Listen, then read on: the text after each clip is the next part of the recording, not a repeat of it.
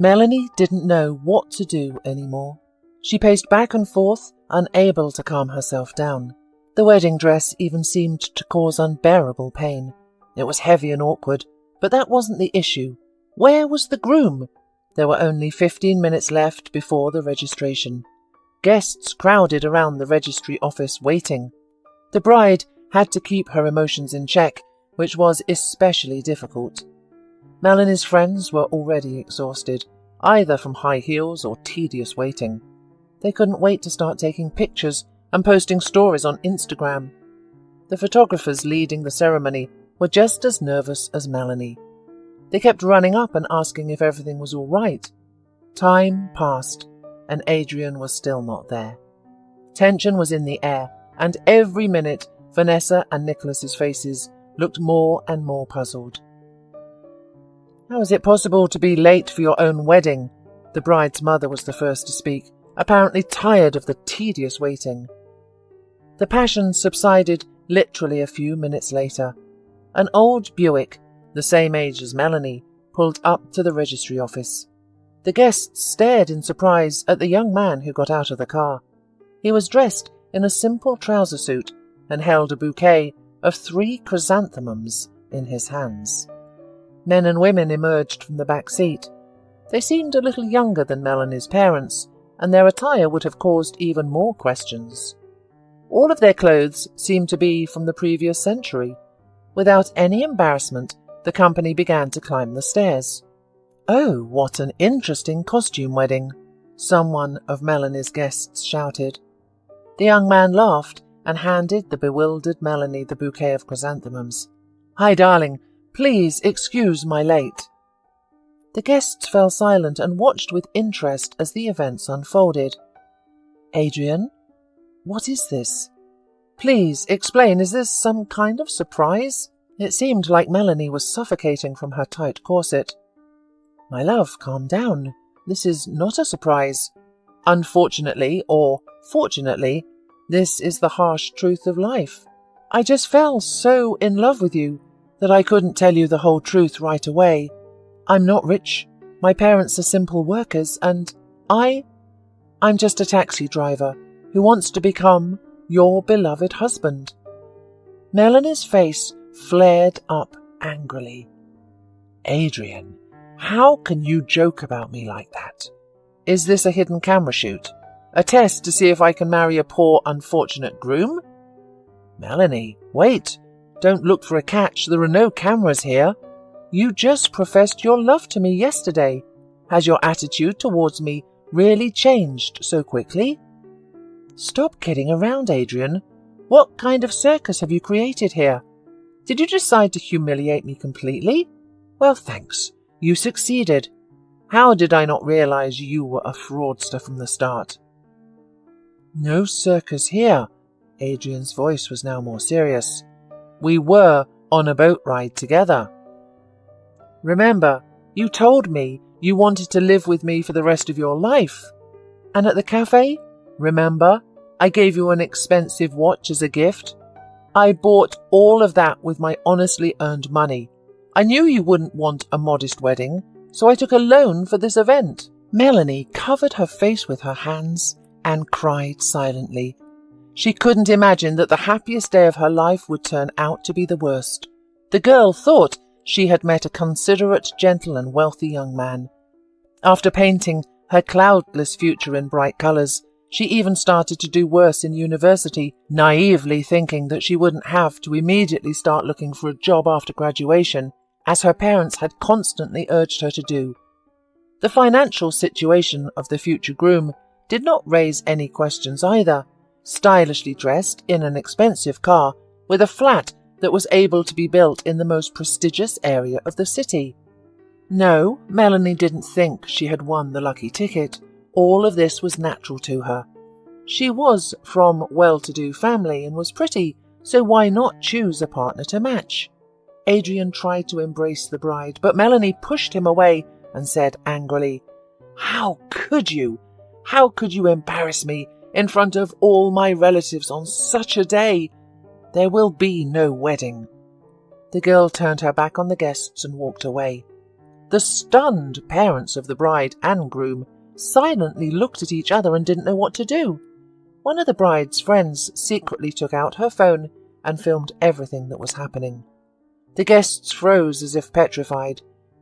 It's not every day that you become a hero in such a dramatic situation. Melanie's father was the first to come out of shock. "Daughter, come back, everything is fine. Anything can happen between a bride and groom." But Melanie, no longer hiding her desperate state, burst into tears and ran down the sidewalk. Vanessa ran after her daughter.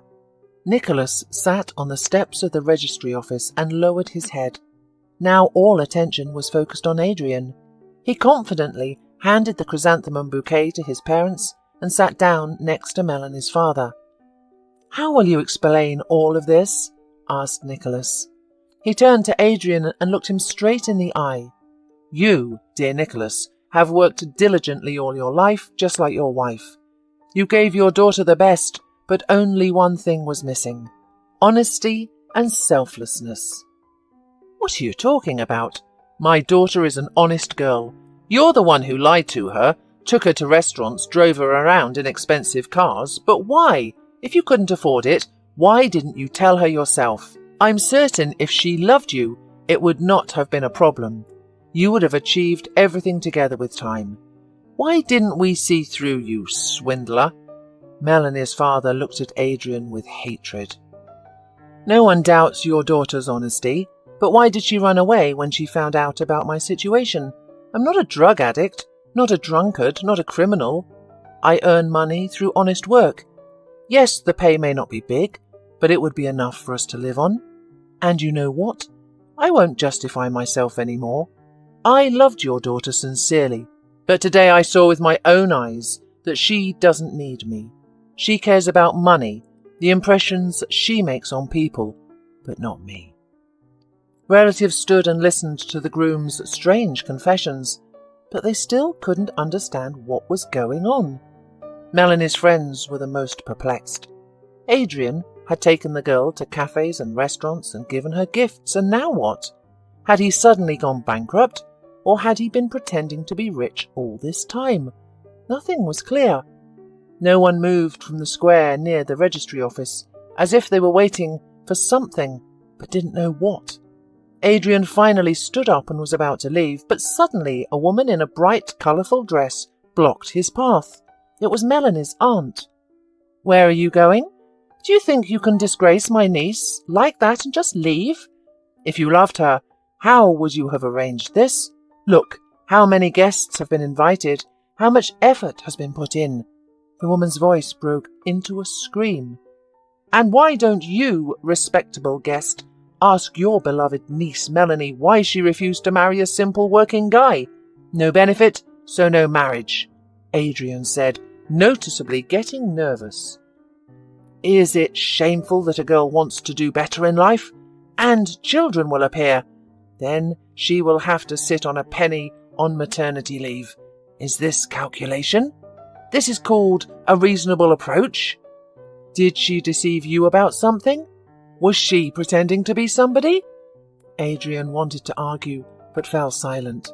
Suddenly his mother, Caitlin, approached the bride's defender and began to speak calmly. "You know, Adrian didn't want to shame his future wife.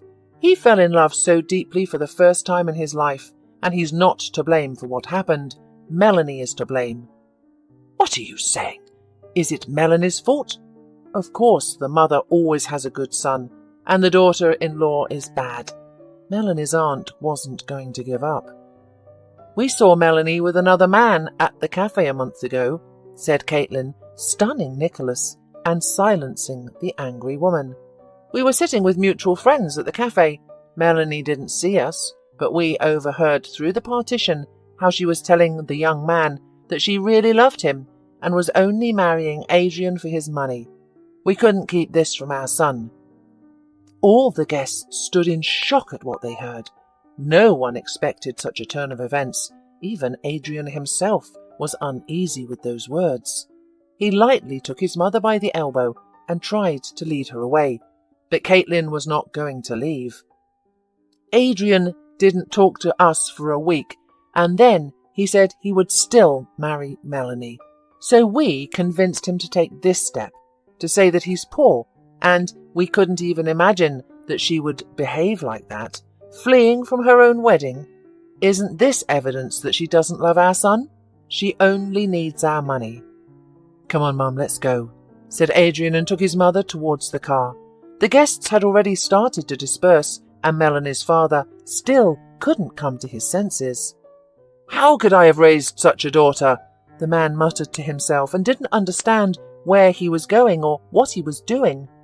All the pleas of his loved ones that he shouldn't be upset didn't work on Nicholas.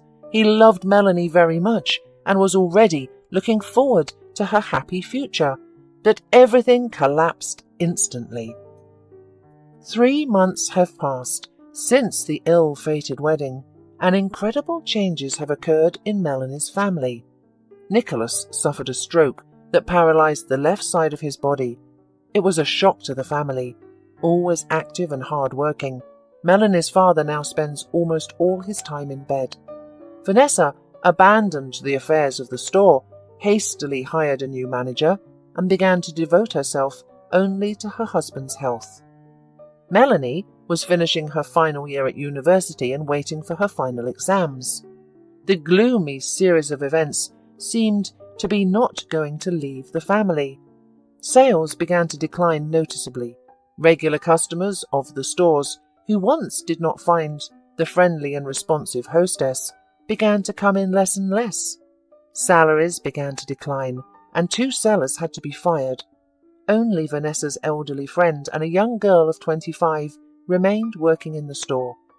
She also performed the role of a cleaner, but even these 2 women barely held on. The work schedule was not designed for 2 people. After his daughter's failed marriage, Nicholas abandoned all his affairs and began to give money to anyone in debt.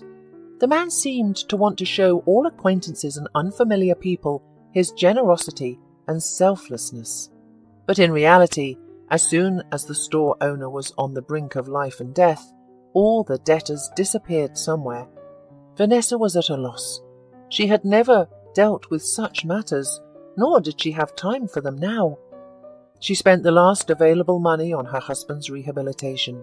Several close relatives supported the family as best they could, but everyone had their own affairs and worries, and all the responsibility for caring for the sick Nicholas fell entirely on her shoulders. Melanie herself was never interested in parental affairs. Either she was busy studying at school and then at university, or there were other reasons. In fact, Nicholas and Vanessa didn't want their daughter to be involved in sales.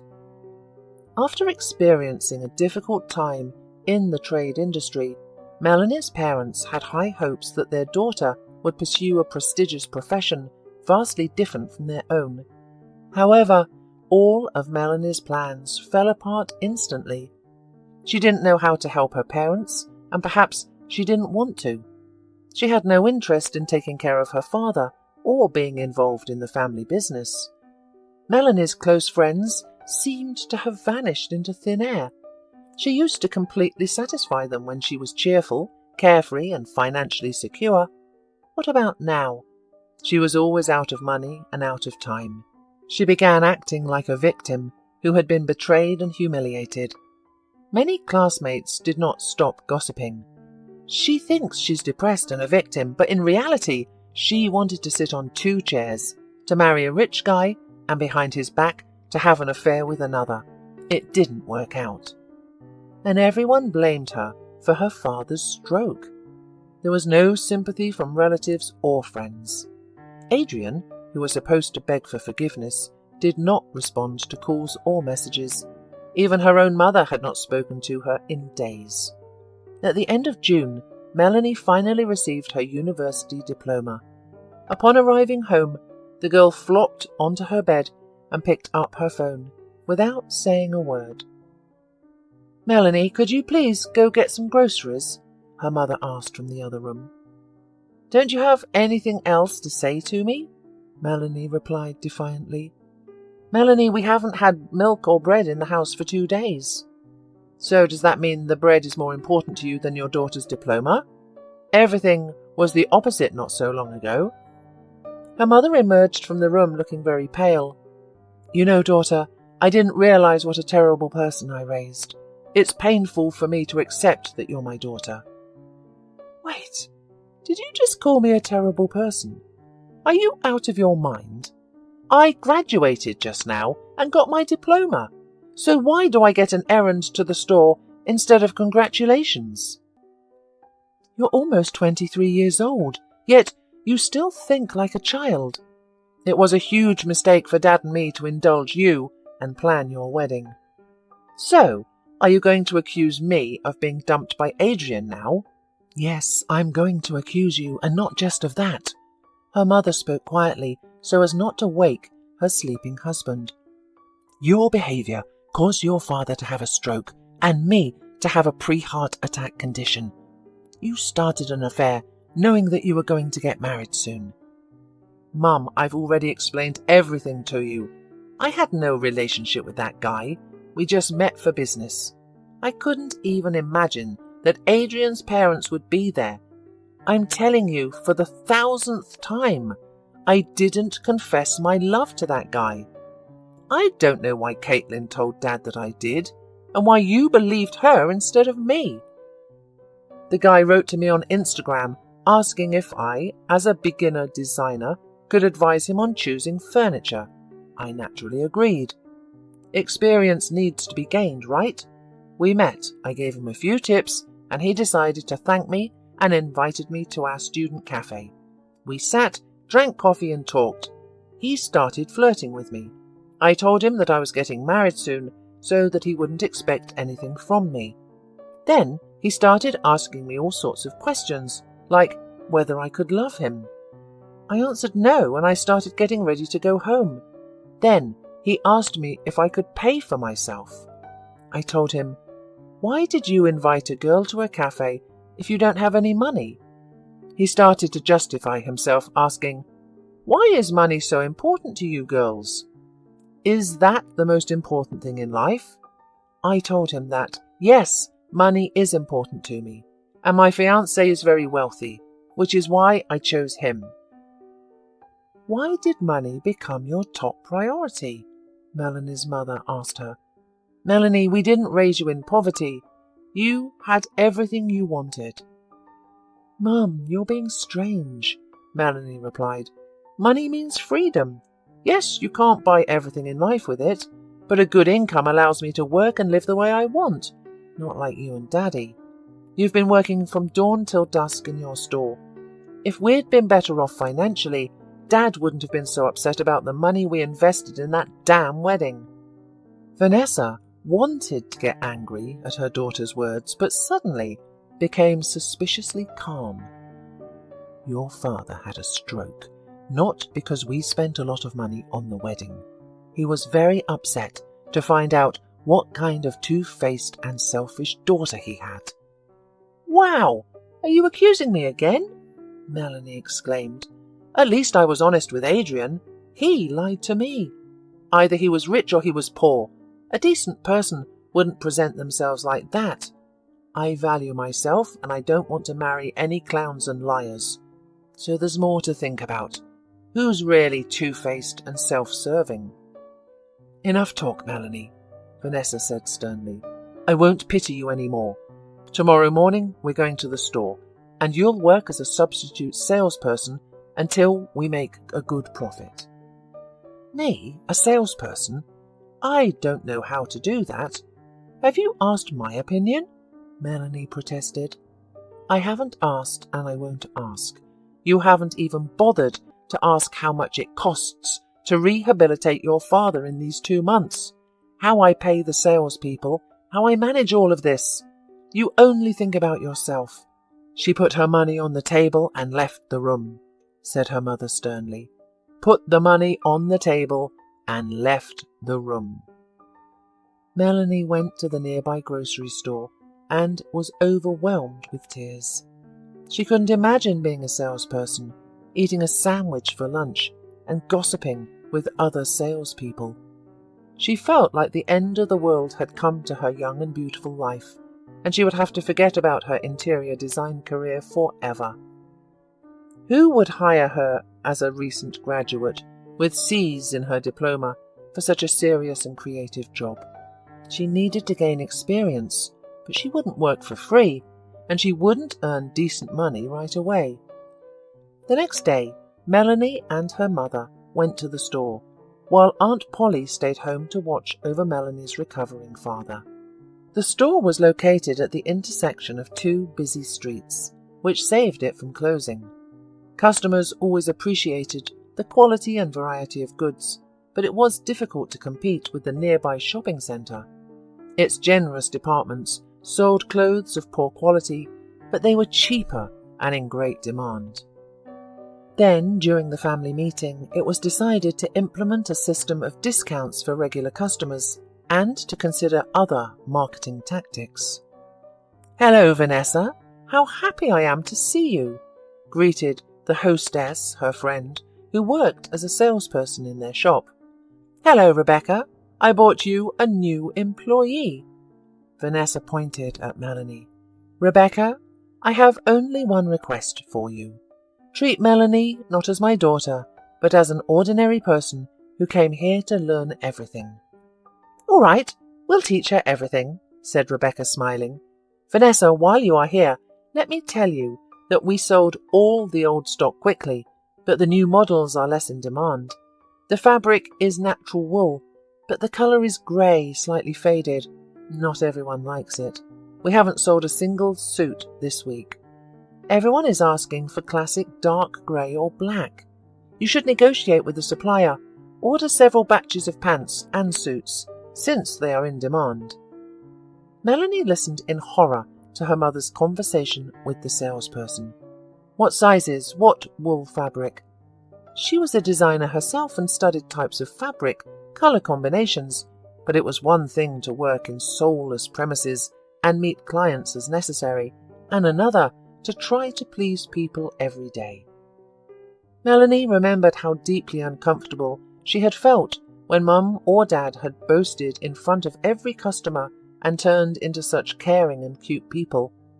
The customers left with their purchases and were satisfied, but her parents came home and hardly spoke to each other. As a child, Melanie wondered why her parents were so tired. After all, they didn't have the hardest job in the world, and only years later she understood that any job with people, if done conscientiously, is very exhausting. "Is this what my mother wants to teach me? To please everyone?" Melanie exclaimed, and did not realize how she had wandered into the men's clothing section and got lost in shirts and sweaters. "Are you choosing something for your husband?" A pleasant female voice came from behind her. "You know, your beloved man probably will like this cashmere sweater. It's warm, comfortable and cozy. There are all sizes and 5 colours to choose from." Melanie couldn't figure out how to introduce herself, who she was, the hostess's daughter or a new employee. "I won't bother you. Please choose. When you decide, please let me know. I'll come over," the salesperson said. "How nice it is. It turns out that the salespeople in our store behave so nicely." Melanie noted to herself that the girl was gorgeous and polite. Her gloomy mood vanished like smoke, and for the first time in her life, she wanted to work as a salesperson. As funny as it sounded, Melanie left the men's shirts section and headed towards her mother with enthusiasm. "Mum, what should I do? I'm ready to work." Vanessa looked like she had seen a ghost. Her always dissatisfied daughter suddenly took the initiative. "Meet my daughter Melanie, but you, Rebecca, know her well. And you, Greta, have recently started working, and I haven't introduced you yet." The girls looked at each other and laughed. "Nice to meet you." "Nice to meet you too." Greta told the owner that she had mistaken her daughter for a customer and began to offer her men's pullovers. Vanessa smiled, observing the interaction between the two girls. She knew Melanie had a difficult character and had no illusions about her daughter's work in the store, But these few months she had accumulated so much fatigue that she decided to let it be. Melanie didn't expect everything to turn out this way. Boom. And she became a seller of plus-size clothes. But surprisingly, the girl felt a sudden surge of strength and energy. Melanie threw all unnecessary thoughts out of her head and started to learn sales. These are single-breasted jackets. These are double-breasted. These are boucles fabric jackets. They used to be insanely popular with us. Greta told Melanie about the models in the women's clothing department. What's the maximum size for these jackets? We always order tunics and dresses of certain models up to XXXL. Melanie's face showed surprise or bewilderment. Well, you know, there are different body types, different women, said Greta. Really? I didn't think plus-size clothes were popular. Well, your parents are smart people, and they wouldn't deal with selling outdated things. Think about it. The sizes of fashionable dresses, blouses and skirts end at size L. But women of any weight want to look elegant and modern, and men too. We have many regular customers who don't want to lose weight, but want to dress fashionably. It's not our business why they live like that. Our task is to satisfy their needs. And you know, there are few places in our town where you can find clothes that are both high quality and fashionable in that size. Of course, there are online stores, but they have long been on our heels. But in any case, when a person comes to us, we don't just sell them something heartlessly. We learn about their desires and try to offer options. Yes, our main task is to sell. There's nothing criminal about that. But who, if not a seller, will suggest to a buyer what suits them, what to wear with it, how to combine it? Look, Greta pointed to the women's clothing section. This is a dress with a basque. It seems like just a decorative detail in the dress, but no, it's the basque that balances the proportions between a normal waist and wide hips. Or this dress. Pick a bright scarf, shoes, a bag, and it will all play out completely differently. Melanie listened with an open mouth to Greta's advice and realized that she had underestimated the work of a clothing store seller and slightly overestimated herself. Greta didn't tell her anything fundamentally new. Melanie had an idea of the cuts and correct combination of clothes. After all, in her past life, she followed fashion trends and regularly went shopping with her friends. But Greta opened up a new world to her when she talked about how to talk to the customer without violating subordination, how to please a client so they leave the store satisfied, sometimes not buying anything. I like working here, really, Greta shared with Melanie during lunch. I have a lot of respect for your mother, so I didn't leave with the other salespeople. Not every store owner would sell their jewelry to pay their employees. Yeah, my mum is a strange woman.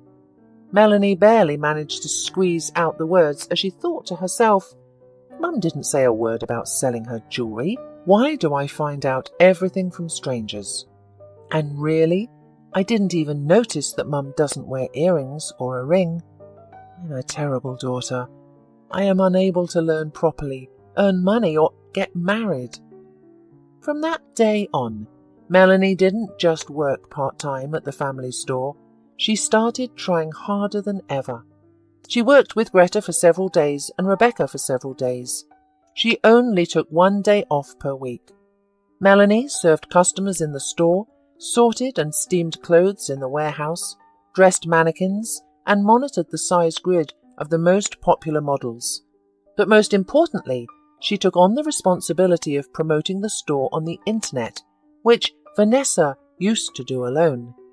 Melanie didn't understand marketing or PR, but her strong desire to bring the family business back to its former level was stronger than her doubts. She began actively maintaining the store's social media page, posting photos of clothing, describing product characteristics, and answering customer questions. Vanessa saw how hard her daughter was trying, how politely she communicated with customers, how she got into all the intricacies of working with the cash register. Despite all the sad events in their family lately, Mom was happy about this belated adulthood. Melanie no longer sent 1,001 voice messages to her friends, no longer endlessly scrolled through the news feed, no longer snorted at every request, and spent her only day off with her father. Vanessa regretted insisting on Melanie's hasty marriage, not letting her date this guy and not getting to know his parents.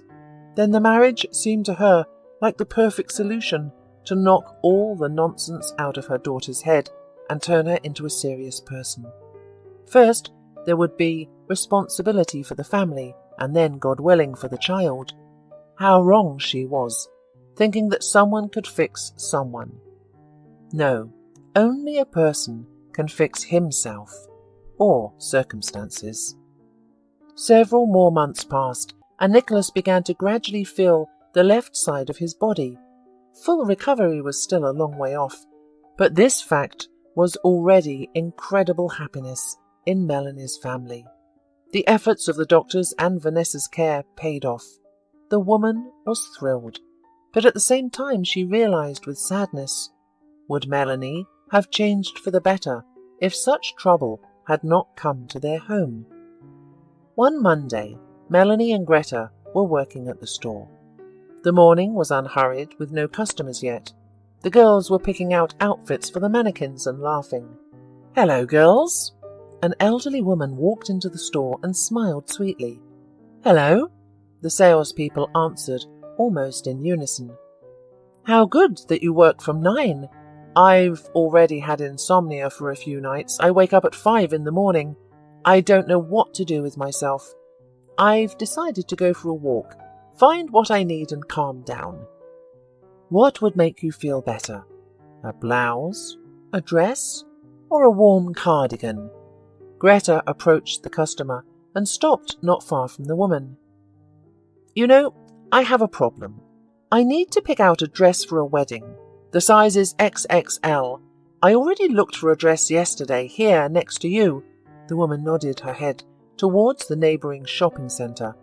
"But they offered me all dark colours." "Please tell me, what kind of dress styles do you usually wear? What would you like to show off, and what to cover up?" The elderly woman laughed. "Oh, girls, at your age you need to open everything. You're young and slim, but at my age it's better to cover up. I want something light and pleasant. After all, my only grandson is getting married. If you find a dress with a light wrap, I will be happy." The saleswoman showed the elderly woman all the fancy dresses in the store in her size. The shopper looked at everything they offered her with great interest. Understanding that the process would be long, Melanie decided to have an easy conversation with her.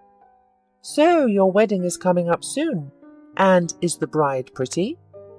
"No, still 3 weeks until the celebration, but I like everything to be ready in advance. My grandson's name is Adrian. As for the bride, I haven't seen her yet. I just arrived 3 days ago. I live far from here. My son brought me a plane ticket. He said, 'Mum, you'll celebrate your grandson's wedding and stay with us for a month.' So I came." The woman tried on all the dresses but couldn't decide which one suited her best. "Girls, I've already tortured you enough. I'm sorry, but I haven't bought anything for myself in so long. There's not much occasion to dress up in old age. My son told me that the wedding will be at the highest level. The bride is from a very wealthy family." "We're not rushing you at all," Melanie smiled. "It's good that the bride is well off. There will be fewer problems in married life." "Oh dear, money is not always a guarantee of a happy marriage. Take my son, for example. He used to be a calm and reasonable person, but now I don't understand what's happening to him. He became nervous and agitated. His wife squeezes everything out of him for a luxurious life. Caitlin loves to go to the most expensive resorts and wear expensive clothes. But one thing is good. My grandson is a decent guy. He helps his father in business and does what he can." Melanie's eyes blurred. It can't be a coincidence. "I'll take this one. The pink colour refreshes well, and the fabric is pleasant to the touch, decided the elderly woman, looking satisfied in the mirror. Melanie felt as a pounding ache overwhelmed her, and the elderly woman looked at her suspiciously and asked, "Are you feeling okay?" Melanie couldn't hide her tears and quietly sobbed, "I'm sorry, just tired."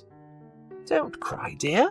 You'll have your own celebration in life and you'll get married," the woman comforted. "You know I was supposed to have a wedding, but it fell through because of me," Melanie continued to sob. The woman took Melanie's hand and said softly, "Don't cry. Let's process my purchase now, and we'll go outside and you can tell me everything." 10 minutes later, Melanie was already telling Adrian's grandmother about everything that unfortunate day. Then she talked about her father's stroke, how her mother was devoting all her strength to taking care of her husband, and how she was working as a saleswoman in a store to help her parents. "My dear, to say that I'm shocked is an understatement," Mrs. Sullivan said. "I'm very sorry about your father. But tell me honestly, did you really cheat on Adrian?" "No, of course not." Melanie's voice sounded desperate. "I'm telling you all this not because I want to get Adrian back. It's too late. He's getting married. I'm just upset that I was slandered in front of all my relatives, friends, and my father, who couldn't bear such shame. My parents always thought of me as not serious, and I couldn't convince them that I didn't confess my love to a stranger. It was just some idiotic coincidence. I agreed to go out with a person who needed my designer advice. I didn't see anything wrong with that. Why would I go to the most popular cafe in our city if I were a cheater just before the wedding?" "What's it called?" Mrs. Sullivan asked. "It's just called Pizza. It opened a year ago, serves delicious food, and the prices are reasonable. We call it the Student Cafe. There are always plenty of students there." "Melanie, do you still love Adrian?" Mrs. Sullivan unexpectedly changed the subject. "I think I love, although I'm giving the word a slightly different meaning right now. I know you'll ask me why I ran away from the wedding if I loved him. You see, I was preparing myself for a happy married life with the man I loved. I liked, I won't lie, that Adrian was a wealthy guy. I thought that if I married him, I would become financially independent of my parents and live as I pleased. Before my father's incident, we had no problems with money, but my mum and dad constantly talked about how I would have to work hard in the future to become a real professional and live without worries. Now I understand that my parents were right about everything. But back then, I just imagined that half of my life would be spent on achieving that, while there were so many other interesting and new things around me. Your grandson came to the wedding like a jester, saying that he was completely broke and that we would live on his salary as a taxi driver. I just didn't expect such a turn of events. I had told everything about my smart, beautiful, and well-off fiancé, and then this happened. I understand that in your eyes I'm a foolish, selfish person who wanted to settle better in life. Let it be that way. But I'm just too tired." "How many thoughts are running through your head, Melanie? But believe me, the most important thing is that you realized your problem. We all make mistakes. My son, Brandon, a successful entrepreneur, a self-sufficient man, but he's under his wife's thumb. And he didn't say a word to me about this story. But you know, Melanie, our conversation with you is not over yet. Let's meet tomorrow morning. I think my legs led me to your store for a reason," she said to Melanie. Melanie said goodbye to Adrian's grandmother and went back to work. A feeling of unprecedented relief filled her soul. Suddenly, someone called her by name. A handsome stranger pulled up too close to the sidewalk in his car and gestured for Melanie to sit in the front seat. The girl ignored him and went on her way. The stranger jumped out of the car and ran up to Melanie. "Hey, Melanie, do you remember me?" Hello? No, I don't remember you. What do you want?" "Whoa, calm down. Why so gloomy in the morning?" "I just came to talk to you." I'm one of Adrian's friends. My name is Marcus. I was late for your wedding. Adrian told me everything that had happened. I've been writing to you on social media, but you don't respond. So I had to catch you on the street. Do you know that Adrian is getting married soon? I'm happy for him, Melanie answered indifferently. But he doesn't love his fiancée. His mother is forcing him to marry this girl. Things aren't going well for his father in business, and Crystal is the daughter of a big shot in our administration. He seemed to like her at first, so she's a pretty girl, but he talked to her for a while and realized they didn't have any common ground. He isn't glad he agreed to this wedding himself. Well, there's nothing I can do to help. Let him put on the same show with her as she did with me, and maybe she'll get off him on her own. Melanie, I'm serious. You have to tell Adrian that you still love him, and there will be no wedding.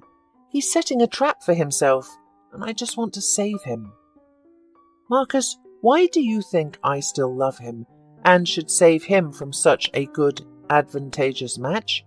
And do you think I'll believe both of you, especially Adrian, who played a prank at our wedding? This is not a joke, Melanie. Goodbye. The girl turned around and went towards the store. Melanie! Melanie! Marcus shouted after her. Do you even know how much Adrian is suffering because of what happened? He's proud. He just can't call you himself. He knows he's to blame. A man is the master of his own destiny, Melanie loudly pronounced the first phrase that came to her mind and walked even faster. Caitlin, dear, make me some tea, please. I feel like drinking something. Mrs. Sullivan sat in the spacious kitchen, spreading butter on a piece of bread. Of course I will. But it's just wonderful. You do everything yourself, and now you're asking me to do it. Caitlin, you know I wanted someone to take care of me, like in a cafe. I only go to such places rarely. There is no such variety of places in my small town. So what's stopping you from going to a cafe or restaurant? Brandon and I often go to such places. Yes, you're probably right. There's a woman living in the house across from you who recommended going to a cafe. What's it called? Oh, I remember. Just Pizza. She said it's tasty and cheap. Do you think it's worth going there? I'm shocked by such advice. It's a youth cafe. There's constant noise and the staff is rude. No, definitely not. Have you been there, Caitlin? I've been there once. Thanks for the advice, dear. But now I'm going for a walk. Mum, where are you going? Asked Brandon as he saw his mother leaving. Yes, Sonny, I am. Could you please drive me? It's nearby, she replied. Under his wife's watchful eye, Brandon and his mother left the apartment. Mom, I'm starving. I was planning to have some lunch at home, said Brandon, clearly nervous. Don't worry, son. You'll eat in 10 minutes. I came up with an excuse to talk to you face to face for once. Let's sit on that bench over there. I know what this is, Mum. As a former senior investigator, you're going to interrogate me. I used to joke about that, but now it's true. The future of your only son and my only grandchild depends on it. So, tell me, why did you ruin Adrian and Melanie's wedding? What are you talking about, Mum? You know that Melanie refused to marry Adrian when he told her that he was poor and worked as a taxi driver, replied Brandon, exasperated. But that's not all. She was also flirting with a stranger behind Adrian's back before the wedding. We saw and heard everything. And why did you and Caitlin, the regulars in expensive restaurants, decide to go to such a cheap youth cafe? Caitlin called me. I was really surprised to go to such a place, but I didn't say anything. And what a coincidence. You were lucky enough to find 2 free tables in a crowded cafe. Yes, Mum. We saved our son from that lying girl, and now he's marrying a good girl from a decent and well-off family. I will be pleased to be related to her father. Brandon, why are you so worried and stressed all the time? Your mother is still alive and your son is marrying a good girl, yet you're on pins and needles. Tell me the truth. Well, if you want to know the truth, then here it is. I invested a large sum of money into a business and lost it. We barely have enough money to cover the debts, and the wedding is ahead. Everything is difficult. Why did you give your son an expensive wedding in this difficult time and put yourself in even greater debt? Wouldn't Adrian have understood your situation? No, Mum. Caitlin believes that if we have a grand wedding, then Nicholas, Crystal's father, will treat us better in the future. You know what, my dear? Don't ruin your own life or your child's life. It won't end well. It's better to cure your addiction to Caitlin, who plays you like a puppet. By the way, I accidentally met Melanie yesterday. She works as a salesperson at her parents' store. I can see through people, and I can assure you that she's an honest girl who just got a little confused. Well, Mum, I don't even want to listen. Brandon was already about to leave. Wait! She explained to me why she reacted like that and ran away. You know, if your father had surprised me like that, I would have at least hit him with a frying pan. Besides, Melanie's father just started recovering from the stroke he got after your mess. If you're saving your money, make it a prenuptial agreement instead of a circus. I heard that Melanie's father is in a bad condition, and I am very sorry for that. But Adrian offered him money for expenses and he refused. We decided that it would be a good lesson for our son to find out who is with you because of money and who is with you because of love. Maybe you shouldn't do such a test for your Caitlin. Yesterday, I saw a check that fell out of her purse. She bought herself another leather coat. So now I understand why you have problems with money. I could live off that amount for half a year. Mum, let's end this conversation. Stop accusing us. Adrian's wedding will still take place. He's busy preparing for the celebration. Yes, I see. He's preparing so much that he's become pale in front of his laptop. He doesn't even have time to eat. Mum, he's an IT specialist. That's why he doesn't leave his computer. Okay, do what you know. Go eat. We'll talk tonight. When Brandon left, Mrs. Sullivan called a taxi and went straight to the store to meet Melanie. She told the girl about her suspicions and convinced her to meet again with the guy to whom, according to Caitlin, she confessed her love. Melanie refused at first, but Adrian's grandmother convinced her that this meeting would help her uncover a serious moral crime, and the future of Mrs. Sullivan's family and maybe Melanie's future depends on whether this guy agrees to meet. Although Mrs. Sullivan's ideas seemed partly absurd to Melanie, after an hour of conversation with the charming investigator, her doubts disappeared on their own. After receiving a call from Melanie reporting that the meeting with the necessary man was scheduled, Mrs. Sullivan gathered Brandon, Caitlin, and Adrian in the living room. My dear ones, tomorrow marks exactly 45 years since I started working in the police. That's why I want to invite you to the restaurant and celebrate it.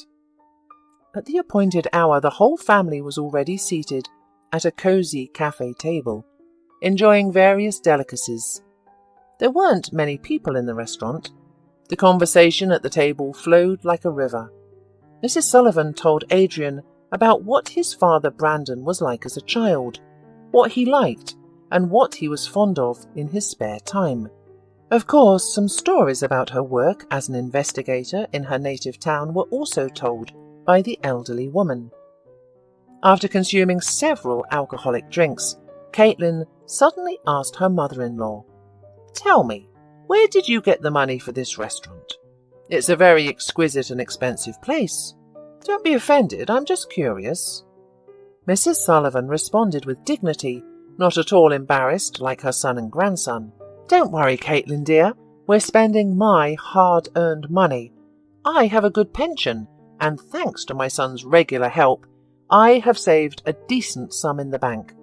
This money will be enough for Brandon to pay off his debt, and for Adrian not to marry a girl he doesn't love, whom you picked out for him."